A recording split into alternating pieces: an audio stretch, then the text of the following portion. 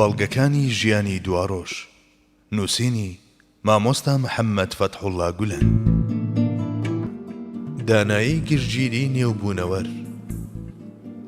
لە بوونەوەردا بینەری بوونی داناییەکین کە هەموو شتانی داپۆشیوە، لە هەموو شتێکدا سوود و بەرژەوەندی و ئامانجێک ڕەچاو کراوە.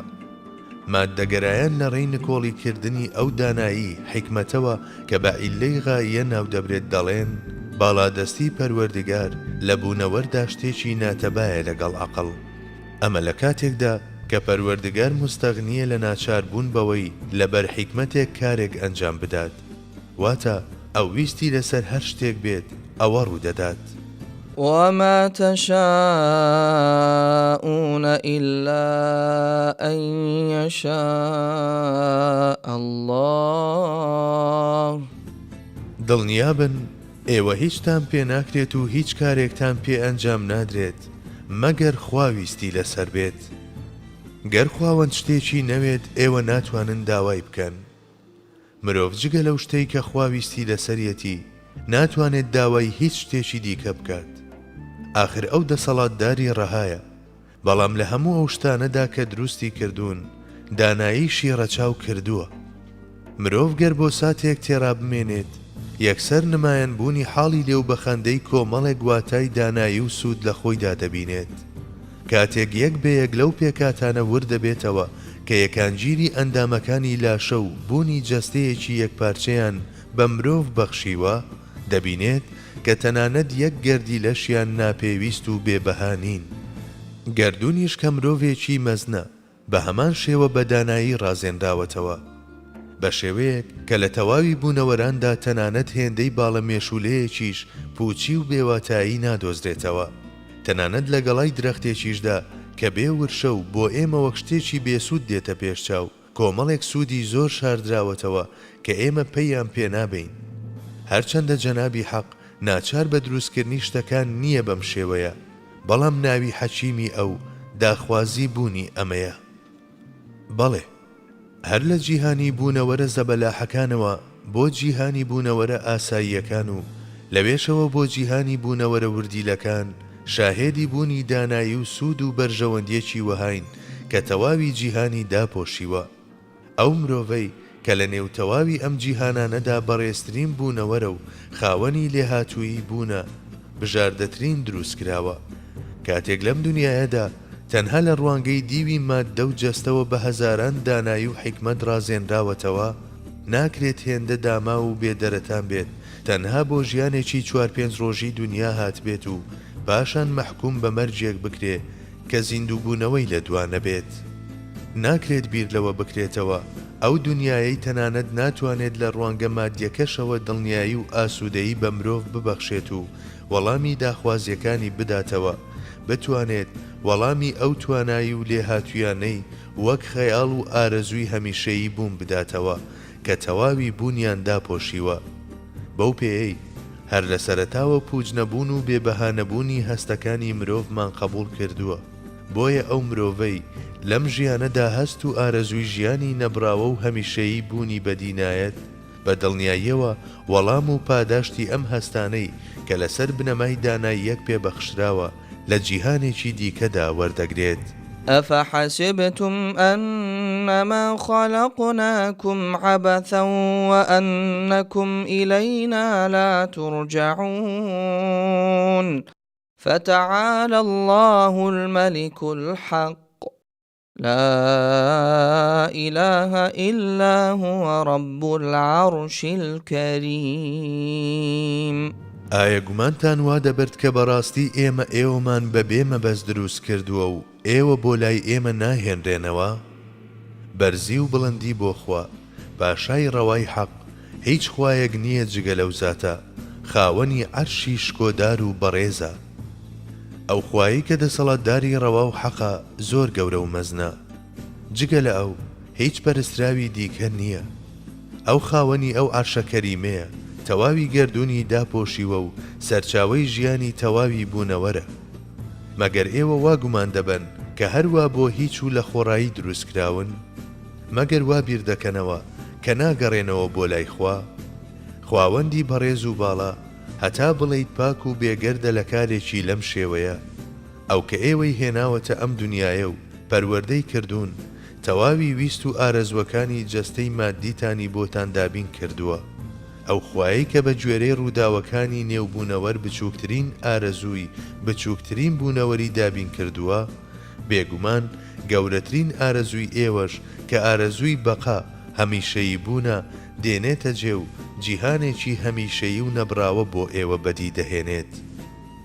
سەروەری پێیامبەران صلی الله عەلەیه وسلم لە کۆڕی پڕبەختەوەریدا دانیشتە بوو، دەستەیەک دیل هێنرانە نێو مزگەوت. لەو کاتەدا پێغەمبەری خوا ژنێکی بینی کە زۆر پەشێ و پەرێشان بە دوای شتێکدا دەگەڕا. ژنەکە هەر منداڵێکی ببینیایە دەینا بە سینەیەوە و بۆنی دەکرد و پاشان وازی لێدەهێنا. بەم جۆرە یەک لە دوای یەک بەسەر منداڵەکان داگەڕا تا منداڵەکەی خۆی دۆزیەوە. منداڵەکەی بە سینەیەوە ناو بێ ئەوەی لێی تێر ببێت ماچی دەکرد، بۆنی دەکرد و دووبارە دەینایەوە بە سینەیەوە. پێغەمبەری خوا صلی الله عەلەیه وسلم لە بەرامبەر ئەم دیمەنەدا بە تەواوی ناخی پڕ بوو. بەدەم هەنسچی گریانەوە بە پەنجەی ئاماژەی بۆ ژنەکە کرد و بەوانەی چواردەوری فەرموو: ئەو ژنە دەبینن؟ هاوەڵان وەڵامیاندایەوە: بەڵێ ئەی پێغەمبەری خوا. پێغەمبەری خوا صلی الله عەلەیه وسلم پرسی: ئایا دەکرێت ئەو ژنە ئەو منداڵەی نێوکۆشی فڕێ بداتە نێو ئاگری دۆزەخەوە؟ هاوەڵان وەڵامیاندایەوە: نەخێر ئەی پێغەمبەری خوا. پاش ئەمە سەروەری هەردوو جیهان ئەم گوفتارە پڕ لە داناییەی ئاراستەکردن. خواوەند لەو ژنە بەسۆسترە و بەندەکانی ناخاتە نێو دۆزەخەوە. ئەوەی من دەمەوێت لەم نمونەیەوە باسی بکەم ئەم خاڵەیە. ئەو خوایی بەندەکەی ناخاتە نێو دۆزەخەوە و هێندە بە سۆزە، ئایا دەکرێت بەندەکەی فڕێ بداتە نێو نەبوونەوە و جارێکی تر زیندوی نەکاتەوە؟ ئەمە پێچەوانەی دادپەروەری و ڕەحمانیەت و ڕەحیمیەت و سۆز و نەرمونیانیە. بەڵێ، تەنانەت دۆزەخی هەمیشەییش بە بەراورد بە نەمان و لە ناوچوون لە ڕۆحی مرۆڤدا هێندەی بەهەشت بایەغدارە. لە ناوچوونیش ئازارێکی وەها بە سۆیەکە دۆزەق لە چاویدا بە هەزار ئاو شۆردراوەتەوە و فەریاد لە ڕۆحی ئەبەدویستی مرۆڤ هەڵدەسێنێت و بەگرە هەر ناتوانرێت پێناسە بکرێت. لە دنیادا بۆ هەر شتێک کە هەیە پێوانە و تەرازویەک بۆ کێشانیان دانراوە، بەڵام هیچ پێوانە و کێشانەیەک بۆ عەقڵ و ڕۆح و هەست و دڵ هەروەها بۆ دەرەنجامەکانی ئەمان دانەنراون. ئێمە پێوانەیەکمان نییە کە بتوانین بەرهەمی عەقڵی پێ بچێشین.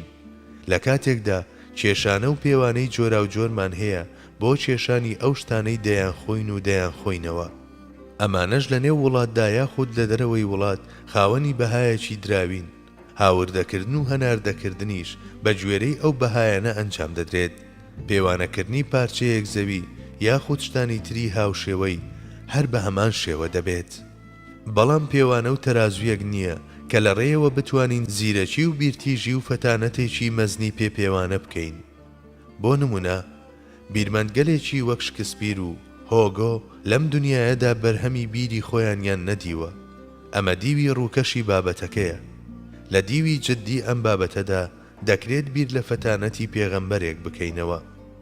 بۆ نمونە، با لە عەقڵی سەروەرمان و بەرهەمەکانی هەست و دڵی ناموتەناهی ئەو ڕابمێنین. زیاد لەمەش با ئەم هەستە قەلبیانەی تەواوی پێغەمبەران پێکەوە کۆ بکەینەوە و ئەوە بهێنینە پێشچاومان کە پێوانە و تەرازویەک بۆ کێشانی ئەمانە داننراوە.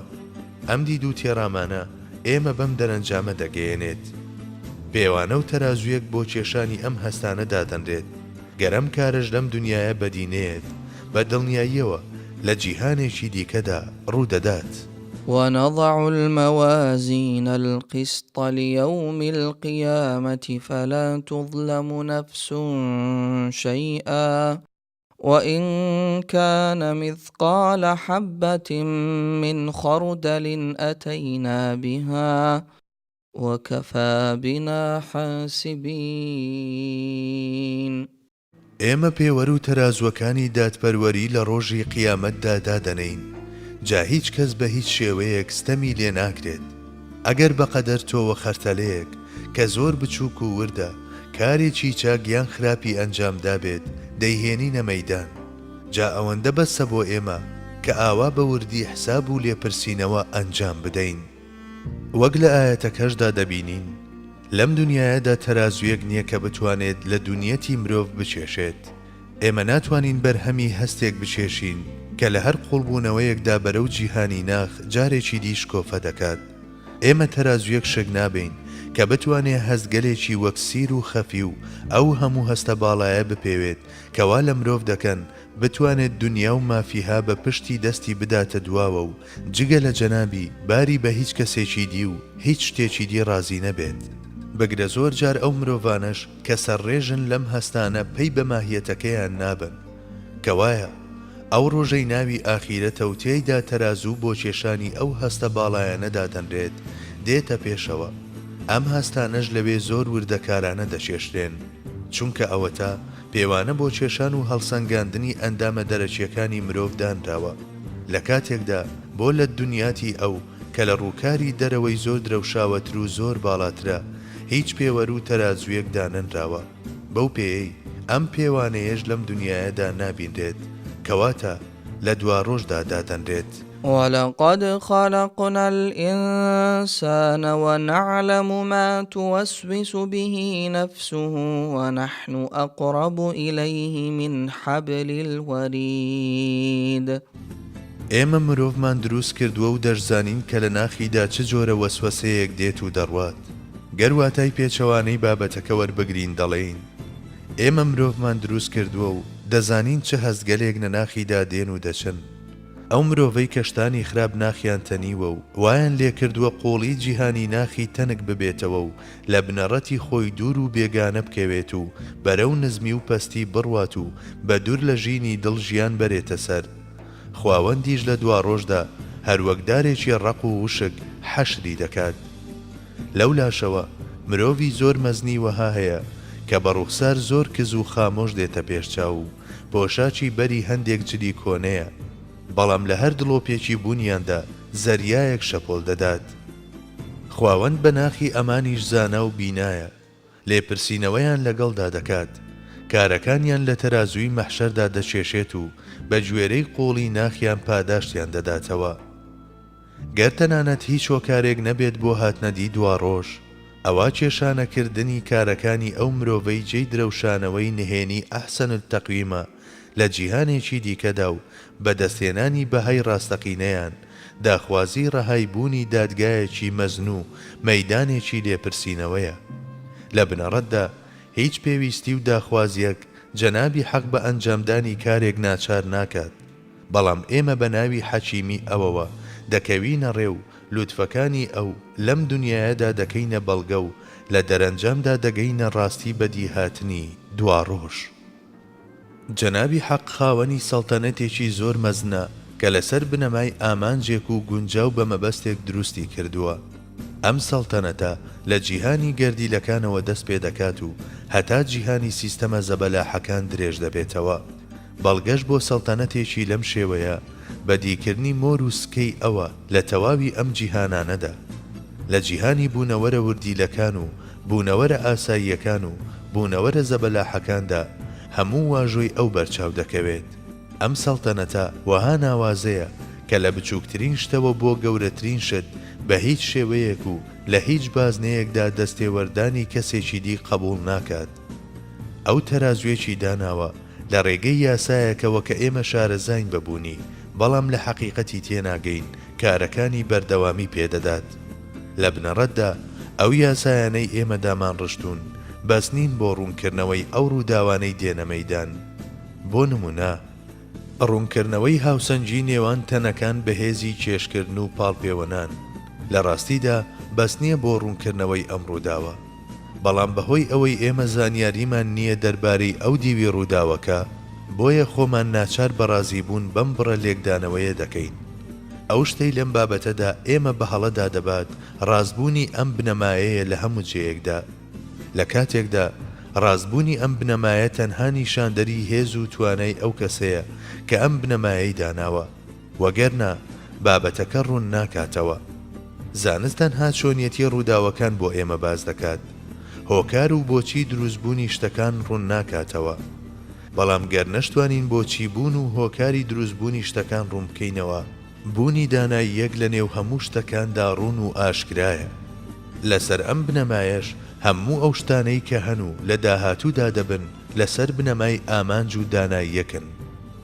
لە دروستکردنی ئەو مرۆڤەدا کە هیوا و ئاواتەکانی تا سنووری ئەبەد درێژ دەبنەوە و جگە لە ژیانی ئەبەدی و زاتی ئەبەدی بە هیچ شتێکی دی ئاسوودەی و دڵنەوایی بۆ نایەت و هەموو ساتێک فەریادی ئەبەد دووبارە دەکاتەوە و بەردەوام ئارەزووی بەهەشت و دیداری جەمالی ئەڵڵایەتی. ئامانج و داناییەک هەیە. ڕۆحە ڕۆشنەکان ئەم ئامانج و داناییە لە قوڵترین پنتەکانی ویژدانیاندا هەست پێ دەکەن. ڕیوایەتی جۆرا و جۆر سەبارەت بە چۆنیەتی موسڵمانبوونی حەزرەتی ئەبوبەکر هەیە. لە نێو ئەمانەدا یەکێک لەو ڕیوایەتانەی ئەگەری دروستبوونی لە هەمووان زیاترە ئەمەیە. کاتێک فەرمانی لابردنی پێخەف و ئاگادارکردنەوەی خەڵک لە ئاینی ئیسلام بۆ پێغەمبەری خوا صەڵی الله عەلەیه وسەلەم دابەزی، سەروەری هەردوو جیهان لای خۆیەوە بیری کردەوە. ئایا ئەم حەقیقەتە یەکەم کەس دەتوانم بۆچەی باس بکەم؟ ئەو ناوەی یەکسەر بە بیری داهات حەزرەتی ئەبوبەکر بوو. کاتێک پێغەمبەری خوا لەناو ئەو بیرکردنەوانەدا بوو، حەزرەتی ئەبوبەکریش ڕەزای خوای لێبێ لە ماڵی خۆی بەم شێوەیە بیری دەکردەوە. من دەزانم کەسێکەیە کە من و ئەم بوونەوەرەی دروست کردووە، بەڵام نازانم چییە و ناوی چییە. پێویستە بڕۆم و ئەم بابەتە بۆ محەممەد بکەمەوە، چونکە ئەو لە هەموو کەس زیاتر شارەزایە بەم بابەتانە.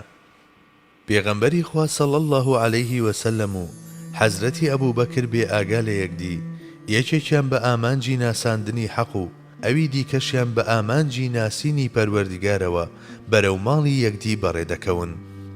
لە کۆڵانێکدا هەردووچیان ڕوبەڕووی یەکدی دەبنەوە. ئەم دیدارە لە ناکاوە هەردووچیان تووشی سەرسامی دەکات. هۆکاری لە ماڵ دەرچوونیان لە یەکدی دەپرسن.